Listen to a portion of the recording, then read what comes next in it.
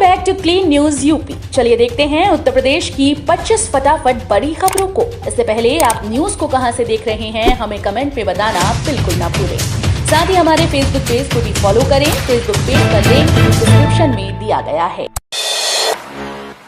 UP के medical colleges में PG में एडमिशन के लिए आज से ऑनलाइन काउंसलिंग।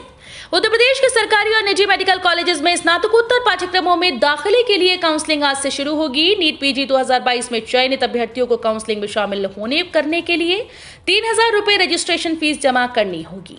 प्रथम चरण की प्रवेश काउंसलिंग 8 अक्टूबर 2022 को पूरी होगी। पीजी कोर्सेज में 2,800 सीटें हैं।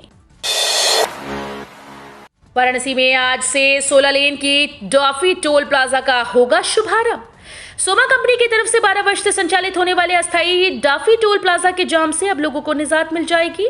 आज 4 बजे पुराने टोल प्लाजा बंद करके नए टोल प्लाजा के 16 लेन की शुरुआत की जाएगी। टोल प्लाजा ऑपरेशन के जीएम प्रकाश नायक ने बताया कि शुभारंभ के लिए स्पेन के कुछ अधिकारियों और सोमा रोडीज के सभी डायरेक्ट के रहने की उम्मीद है। 10वीं और 12वीं वार्षिक परीक्षा के लिए 10 अक्टूबर तक आवेदन का मौका। यूपी बोर्ड परीक्षा 2023 के लिए 10वीं और 12वीं के विद्यार्थी अब 10 अक्टूबर तक आवेदन कर सकते हैं। परिषद ने 9वीं और 11वीं में अग्रिम पंजीकरण की तिथि बढ़ा दी। सचिव दिव्यकांत शुक्ल के अनुसार अब 10वीं और 12वीं के विद्यार्थी 100 रुपए विलंब शुल्क के साथ परीक्षा शुल्क चालान के माध्यम से कोषागार में जमा करने और जमा परीक्षा शुल्क की सूचना तथा शैक्षिक विवरण परिषद की वेबसाइट पर 10 अक्टूबर तक ऑनलाइन अपलोड किया जा सकता है। डीएल बनवाने से पहले आवेदकों की लगेगी क्लास। ड्राइविंग लाइसेंस बनवाने से पहले आवेदकों की क्लास लगेगी। ये क्लास सड़क शिष्टाचार सीखने के लिए होगी। यहाँ पर आने वाले डीएल आवेदकों को सड़क सुरक्षा से जुड़ी कई जानकारियां दी जाएंगी। इसके बाद इन आवेदकों से फीडबैक उनके प्रपत्रों पर लिया जाएगा। फीडबैक के जरिए स्पष्ट हो सकेगा कि आवेदकों को समस्या कहां पर आ रही है, जिससे उसका निराकरण बाद में किया जा सके। बढ़ते सड़क हादसों को देखते हुए सड़क परिवहन और राजमार्ग मंत्रालय ने देश भर के आरटीओ को दिशा निर्देश भेजा है, जिसके तहत डीएल बनवाने से पहले आवेदकों को 20 मिनट का प्रशिक्षण कोर्स करना होगा। राम मंदिर के अलावा अयोध्या के प्राचीन मंदिरों भी बनेंगे आकर्षण का केंद्र। उत्तर प्रदेश की योगी सरकार अयोध्या को नया रूप देने में लगी है। एक तरफ भगवान श्री राम लला का भव्य मंदिर बन रहा है, तो वहीं दूसरी तरफ अयोध्या के प्राचीन मंदिरों को भी बेहतर बनाने की कवायद की जा रही है। इसी के तहत रामनगरी के महाप्राचीन मंदिरों को बेहद आकर्षक बनाया जा रहा है। इसके तहत नगर के पुराने मंदिरों को फसाड लाइट से सजाया जा रहा है, ताकि अयोध्या के अति प्राचीन मंदिर भी अपनी तरफ श्रद्धालुओं और पर्यटकों को आकर्षित कर सके। यूपी की 94 सीएचसी पर मिलने वाली है ये सुविधा।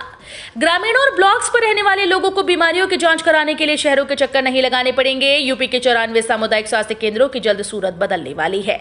यहां विभिन्न जांचों से लेकर बीमारियों के सर्विलांस तक की तमाम सुविधाएं उपलब्ध होंगी। 75 जिलों की इन 94 सीएचसी पर पहली बार ब्लॉक पब्लिक हेल्थ यूनिट बनाने की तैयारी है। जल्द इनका निर्माण कार्य शुरू हो जाएगा। इसके लिए धनराशि भी जारी कर दी गई है। फलों के रस से वाइन बनाने का लगेगा एक और प्लांट। फलों के रस से वाइन बनाने की एक औद्योगिक इकाई वाइनरी की स्थापना के लिए यूपी सरकार ने अनुमति दी है। मुजफ्फरनगर में Messrs KD solution private limited Meerut road को 54,446 लीटर वार्षिक क्षमता की वाइनरी स्थापित किए जाने की अनुमति दी गई। वाइनरी को गुड मैन्युफैक्चरिंग प्रैक्टिसेस का अनुपालन भी सुनिश्चित किए जाने के निर्देश दिए गए। इस वाइनरीज की स्थापना से जहां एक तरफ प्रदेश में उत्पादित हो रहे फलों का उपयोग होगा, वहीं दूसरी तरफ किसानों को फलों का उचित मूल्य प्राप्त होगा। महिलाओं के सपने सच कर आत्मनिर्भर बना रही योगी सरकार। उत्तर प्रदेश में योगी आदित्यनाथ सरकार विभिन्न योजनाओं के माध्यम से महिलाओं के सपने सच कर रही है। शहरी हो या ग्रामीण क्षेत्र की महिलाएं सभी सरकार की योजनाओं से लाभान्वित हो रही हैं। योगी सरकार दूसरे कार्यकाल का 6वां महीना पूरा कर रही है। बीते और आने वाले समय में सरकार महिलाओं के उत्थान के लिए पूरी तरह से समर्पित है। मुख्यमंत्री योगी आदित्यनाथ ने हाल ही में एक कार्यक्रम में कहा था, मां के समान कोई छाव नहीं, मां के समान कोई सहारा नहीं। भर्तियों में किस पद पर कौन कौन से कोर्स वालों को मिलेगी नौकरी, तय करेगी योगी सरकार। राज्य सरकार सरकारी नौकरियों में भर्ती में योग्यता की परिभाषा को साफ करने जा रही है। इसमें यह साफ होगा कि किस पद के लिए कौन कौन से कोर्स वाले पात्र होंगे। भर्ती संबंधी विज्ञापनों में पात्रता में समकक्षता के स्थान पर अब कोर्स का जिक्र होगा, जो भी इसके लिए पात्र माने जाएंगे। कार्मिक विभाग इस संबंध में विभागों को जल्द ही विस्तृत दिशा निर्देश जारी करने जा रहा है। पहली बार छात्र पढ़ेंगे कश्मीर का इतिहास, नए पाठ्यक्रम की मंजूरी को भेजा प्रस्ताव। छात्र पहली बार कश्मीर के स्वर्णिम इतिहास का अध्ययन करेंगे। इलाहाबाद विश्वविद्यालय के प्राचीन इतिहास में नई शिक्षा नीति के तहत शैक्षिक सत्र 2023-24 से 4 वर्षीय स्नातक की पढ़ाई शुरू होगी। इसके लिए नया पाठ्यक्रम तैयार किया जा रहा है। नए पाठ्यक्रम की मंजूरी के लिए संशोधन का प्रस्ताव इलाहाबाद विश्वविद्यालय की एकेडमिक काउंसिल के समक्ष रखा जाएगा। मंजूरी मिलने के बाद यह पाठ्यक्रम का हिस्सा हो जाएगा। G20 शिखर सम्मेलन की मेजबानी करेगी काशी, बनारस के साथ लखनऊ। वाराणसी अगले साल G20 के शिखर सम्मेलन की मेजबानी करेगा। प्रदेश शासन ने इस संबंध में जिला प्रशासन को पत्र भेजकर तैयारी शुरू करने का निर्देश दिया। बनारस के अलावा लखनऊ, आगरा और नोएडा में भी शिखर सम्मेलन होंगे। इसमें G20 के राष्ट्र अध्यक्ष या प्रतिनिधि शामिल होंगे। भारत को दिसंबर 2022 से नवंबर 2023 के बीच G20 शिखर सम्मेलन कराने की जिम्मेदारी मिली। सम्मेलन दिल्ली के साथ दूसरे राज्यों में भी प्रस्तावित है, जिसमें उत्तर प्रदेश के बनारस सहित 4 शहर शामिल है। जिलाधिकारी कौशल राज शर्मा ने बताया कि इस वर्ष दिसंबर से अगले वर्ष नवंबर के बीच कभी भी आयोजन कराया जा सकता है। गंगा यमुना में नाला बहाने पर प्रयागराज नगर निगम को 75 करोड़ का नोटिस। प्रयागराज नगर निगम के लिए नालों का गंदा पानी सीधे गंगा यमुना में बहाना महंगा पड़ सकता है। प्रदूषण नियंत्रण बोर्ड मुख्यालय ने नगर निगम को कारण बताओ नोटिस भेज दिया। नगर निगम से संतोषजनक जवाब नहीं मिलने पर प्रदूषण नियंत्रण बोर्ड पर्यावरण को नुकसान पहुंचाने के आरोप में निगम पर 75 करोड़ आर्थिक दंड लगाएगा। बिना बायो रेमिडियल शोधन के नालों का पानी गंगा यमुना में बहाने पर प्रदूषण नियंत्रण बोर्ड के क्षेत्रीय कार्यालय ने नगर निगम को नोटिस भेजकर जवाब मांगा था। 2,17,000 बच्चे बिना किताबों के कर रहे हैं पढ़ाई। परिषदीय स्कूल का शैक्षिक सत्र आधे से अधिक बीतने के बाद भी अब तक 2,17,918 पाठ्य पुस्तकें छात्रों को नहीं मिल सकी। जो किताबें जिलों को उपलब्ध कराई गईं वो भी। हालांकि विभाग का दावा है कि जितनी किताबें निदेशालय से उपलब्ध कराई गई थी सारी उपलब्ध करा दी गईं। बलरामपुर जिले में 1575 प्राथमिक, 646 उच्च प्राथमिक विद्यालय के साथ कंपोजिट स्कूल संचालित हैं। इन स्कूल्स में लगभग 3,25,000 छात्र पंजीकृत हैं। योगी सरकार के 6 महीने पूरे, विकास कार्य बढ़ेंगे। उत्तर प्रदेश की योगी सरकार 2.0 के 6 महीने पूरे हो गए। इस मौके पर सरकार अलग अलग माध्यमों से जनता तक अपनी उपलब्धियों की जानकारी पहुंचा रही है। प्रदेश सरकार इस साल जनता के विकास से जुड़ी सेवाओं और योजनाओं पर अधिक धनराशि खर्च करेगी। आम लोगों के विकास से जुड़ी सामाजिक और आर्थिक क्षेत्र की सेवाओं पर चालू वित्तीय वर्ष में 2,60,418.65 करोड़ रुपए खर्च होने का अनुमान किया गया है। अखिलेश ने बस का वीडियो ट्वीट कर योगी सरकार पर कसा तंज। यूपी सरकार के 6 महीने पूरे होने पर एक बार फिर से सपा ने भाजपा पर तीखा हमला बोला। समाजवादी पार्टी के अध्यक्ष अखिलेश यादव ने रविवार को योगी सरकार के दूसरे कार्यकाल के 6 माह पूरे होने पर यूपी सरकार की उपलब्धियों के दावों की पोल खोली। अखिलेश यादव ने सरकार के 6 महीने पूरी होने पर यूपी परिवहन निगम की बस का वीडियो भी ट्विटर पर शेयर किया, जिसमें पुलिसकर्मी सहित कुछ अन्य लोग राज्य परिवहन निगम की बस में धक्का लगाते दिख रहे हैं। उन्होंने योगी की डबल इंजन सरकार पर तंज कसते हुए कहा, तो जनाब ये है उत्तर प्रदेश की डबल इंजन बस। यहाँ भाजपा सरकार है मस्त, जनता बेबस। केंद्र की प्राथमिकता में शामिल एक्सप्रेसवे के 5वें चरण को झटका। सरकार की प्राथमिकता में शामिल दिल्ली मेरठ एक्सप्रेसवे के 5वें चरण को झटका लगा है। हापुड़ रोड स्थित जाहिदपुर से गाजियाबाद के जैनुद्दीनपुर तक 14 किलोमीटर में एक्सप्रेसवे का कार्य किया जाना है। 4 महीने गुजर जाने के बाद भी कार्य की रफ्तार नहीं बढ़ सकी। समय के मुताबिक भी कार्यदायी कंपनी APS हाइड्रो ने कार्य नहीं किया। इसी को देखते हुए भारतीय राष्ट्रीय राजमार्ग प्राधिकरण ने कंपनी को नोटिस जारी कर जवाब मांगा है। कार्य की रफ्तार न बढ़ाने पर टेंडर भी निरस्त करने का अल्टीमेटम दिया। अगले सप्ताह मौसम साफ होने पर NHAI परियोजना निदेशक निरीक्षण भी करेंगे। 29,000 पदों पर आ गई केंद्रीय विद्यालय में चपरासी और अन्य पदों पर भर्ती। रोजगार की तलाश कर रहे तमाम युवाओं के लिए रोजगार का एक और अवसर आया है। इस अवसर का लाभ उठाकर आप नौकरी प्राप्त कर सकते हैं। KVS ने तमाम अभ्यर्थियों के लिए KVS रिक्रूटमेंट 2022 नोटिफिकेशन जारी कर दिया, जिसके लिए अभ्यर्थी आवेदन कर सकते हैं। अब ट्रैवल की टेंशन नहीं, त्योहारों में चलेंगी 35 स्पेशल ट्रेन्स।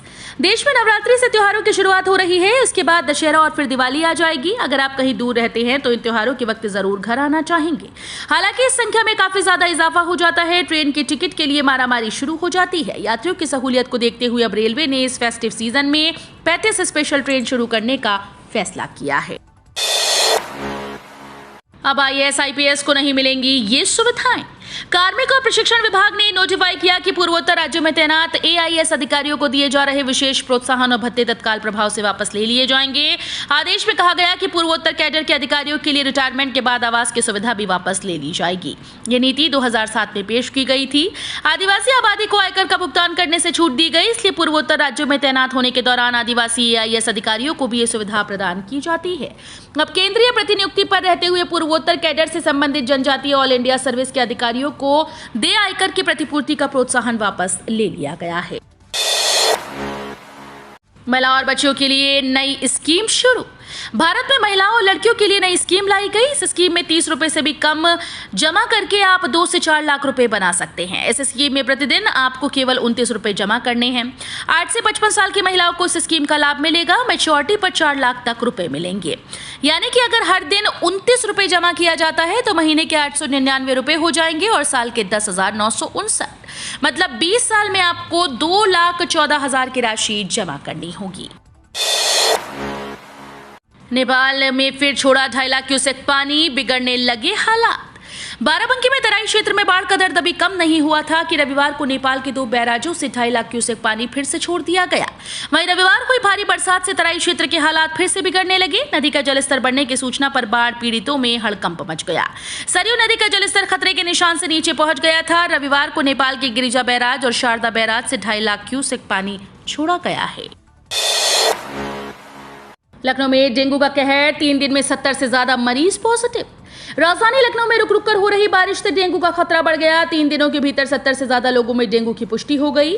इसमें कार्ड और एलाइजा जांच शामिल है। एक दिन पहले भी 30 लोगों की डेंगू रिपोर्ट पॉजिटिव आई। कोरोना की चपेट में 3 लोग आए। कोरोना के कुल 55 सक्रिय मरीज हैं। इनमें 16 मरीजों की एलाइजा जांच रिपोर्ट पॉजिटिव आई। 14 मरीजों की कार्ड जांच डेंगू की पुष्टि हुई। पक्की जांच के लिए 14 लोगों के नमूने स्टेट लैब में भेजे गए।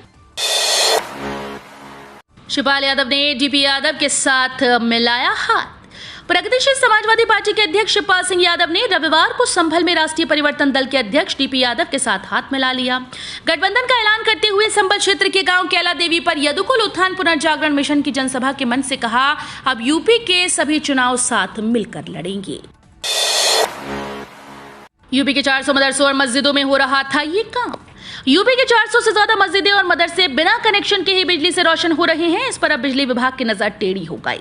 बिजली विभाग ने ऐसे सभी मस्जिदों और मदरसों के जिम्मेदार लोगों को नोटिस जारी करते हुए 1 सप्ताह के भीतर बिजली कनेक्शन लेने को कहा। साथ ही साफ किया कि इसके बाद भी कोई कनेक्शन नहीं लेगा तो फिर चेकिंग अभियान चलाकर कार्रवाई की जाएगी। यूपी के 38 जिलों में बारिश का येलो अलर्ट। अमौसी स्थित आंचलिक मौसम विभाग केंद्र ने बारिश को लेकर येलो अलर्ट जारी किया। मौसम विभाग के मुताबिक अब आगामी 12 घंटे में प्रदेश के 38 जिलों में भारी से भारी बारिश हो सकती है। इस दौरान 40 किलोमीटर प्रति घंटे की रफ्तार से हवाएं भी चलने की संभावना है। मौसम विभाग का पूर्वानुमान है कि आज तक बारिश होगी, उसके बाद मौसम साफ हो जाएगा। हालांकि इस दौरान हल्की बारिश भी हो सकती है।